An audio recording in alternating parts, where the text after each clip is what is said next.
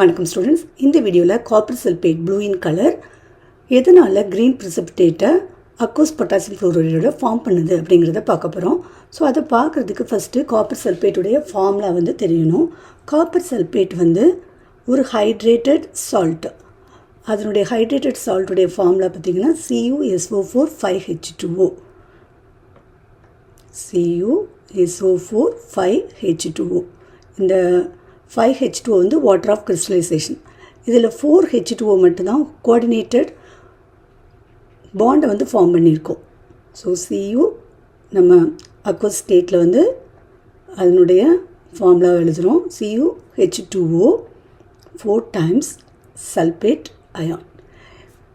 இப்போ அக்வஸ் சொல்யூஷனில், அதாவது வாட்டராக இருக்கும்போது, வாட்டரில் டிசால்வ் ஆகும்போது இது 2 kinds ஆஃப் அயான்ஸை கொடுக்கும். ஒன்று CuH2O 4 times 2 plus cation. அடுத்தது SO4 2 - anion கொடுக்கும்.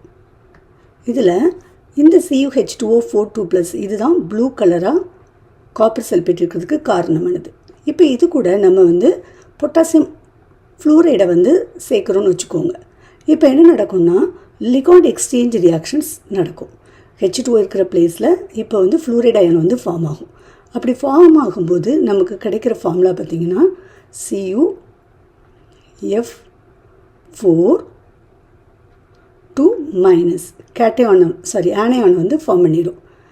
இப்போது இதனுடைய கலர் என்னவாக இருக்குன்னு பார்த்தா இது ஒரு க்ரீன் ப்ரிசிபிடேட்டை ஃபார்ம் ஆகுது. இது நம்மளுக்கு ஒரு கொஸ்டின் இருக்கும். காப்பர் சல்பேட் ப்ளூ கலரில் இருக்குது. அதே இது ஃப்ளூரைடு கூட எக்ஸ்சேஞ்ச் நடக்கும்போது நமக்கு க்ரீன் கலரில் ஒரு ப்ரிசிபிடேட் கிடைக்குது. எதனால் அப்படின்னு சொல்லி பார்த்தோம்னா அதுக்கு நம்ம இந்த கலர் வீலை பற்றி தெரிஞ்சிருக்கணும். ஸோ இந்த இடத்துல லிகான்ஸை பார்த்திங்கன்னா H2O இதுவும் ஒரு வீக் லிகாண்ட் தான்.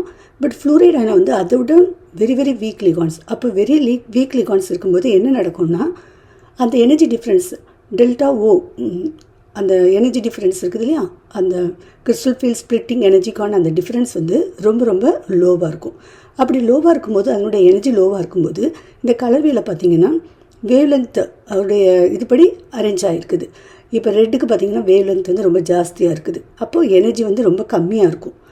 அதே இது இப்போது அடுத்தது ஆரஞ்சுக்கு பார்த்திங்கன்னா ரெட்டோட கம்பேர் பண்ணும்போது அதனுடைய வேவ் லென்த் கம்மியாக இருக்குது. அப்போது கம்பேர் டு ரெட்டு இந்த ஆரஞ்சுடைய எனர்ஜி ஜாஸ்தியாக இருக்கும். இப்போ என்ன நடக்கும்னா, இப்போ காப்பர் சல்பேட் H2O இருக்கும்போது அதனுடைய எனர்ஜி ஜாஸ்தியாக இருக்கும். ஏன்னா H2O better ligand compare to fluoride ion. அப்போ என்ன நடக்கும், இது ஆரஞ்சை அப்சார்ப் பண்ணக்கூடிய பவர் இருக்கும். அப்போ நம்மளுக்கு ஆட்டோமேட்டிக்காக ப்ளூ கலர் காம்ப்ளிமெண்ட்ரி கலர் நம்மளுக்கு கிடச்சிடும். இப்போ ஃப்ளூரைட் அயான் வீக் லிகான்ஸாக இருக்கிறதுனால அதால் அதனுடைய எனர்ஜி கம்மியாக இருக்கும். அதனால் அது ரெட் கலர் தான் அப்சார்ப் பண்ண முடியும்.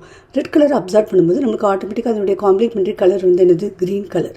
அது நம்மளுக்கு கிடச்சிடும். அதனால தான் நம்மளுக்கு அது க்ரீன் கலரில் இருக்குது. இந்த சேம் திங் தான் நடக்கும். இப்போது இந்த KFக்கு பதிலாக நம்ம KCL ஆட் பண்ணுறோன்னு வச்சுக்கோங்க. இந்த இடத்துல இதே கூட KCL ஆட் பண்ணால் இன்ஸ்ட் ஆஃப் ஃப்ளூரைடுக்கு பதில் நமக்கு என்ன கிடைக்குன்னா CuCl4 2 - இதுவும் என்ன கலராக இருக்கும், க்ரீன் கலராக தான் இருக்கும். பட் பிரைட் க்ரீன் கலரில் இருக்கும், டார்க் க்ரீன் கலரில் இருக்கும்.